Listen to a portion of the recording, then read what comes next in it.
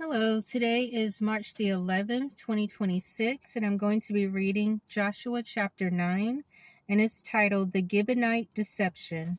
And it reads, Now when all the kings west of the Jordan heard about these things, those in the hill country, in the western foothills, and along the entire coast of the Great Sea as far as Lebanon, the kings of Hittites, Amorites, Canaanites, Perizzites, Hivites, and Jebusites, they came together to make war against Joshua and Israel. However, when the people of Gibeon heard what Joshua had done to Jericho and Ai, they resorted to a ruse. They went as a delegation whose donkeys were loaded with worn sacks and old wineskins cracked and mended. The men put worn and patched sandals on their feet and wore old clothes. All the bread of their food supply was dry and moldy. Then they went to Joshua in the camp at Gilgal and said to him and the men of Israel, We have come from a distant country. Make a treaty with us. The men of Israel said to the Hivites, But perhaps you live near us. How then can we make a treaty with you? We are your servants, they said to Joshua. But Joshua asked, Who are you, and where do you come from? They answered, Your servants have come from a very distant country, because of the fame of the Lord your God. For we have heard reports of him, all that he did in Egypt, and all that he did to the two kings of the Amorites east of the Jordan, Sihon king of Heshbon, and Og king of Bashan, who reigned in Ashtaroth. And our elders and all those living in our country said to us, Take provisions for your journey, go and meet them, and say to them, We are your servants, make a treaty with us.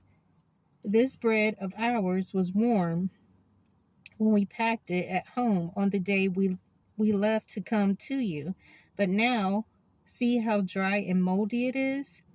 And these wineskins that we fill were new.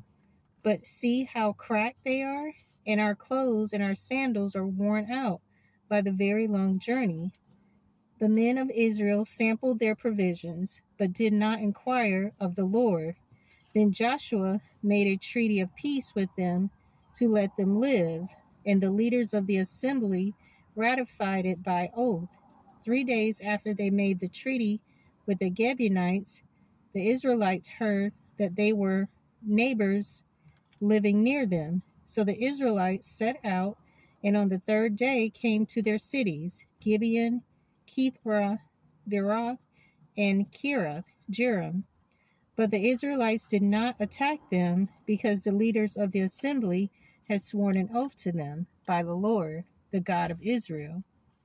The whole assembly grumbled against the leaders, but all the leaders answered, We have given them our oath by the Lord, the God of Israel, and we cannot touch them now. This is what we will do to them. We will let them live, so that wrath will not fall on us for breaking the oath we swore to them. They continue, Let them live, but let them be woodcutters and water carriers for the entire community.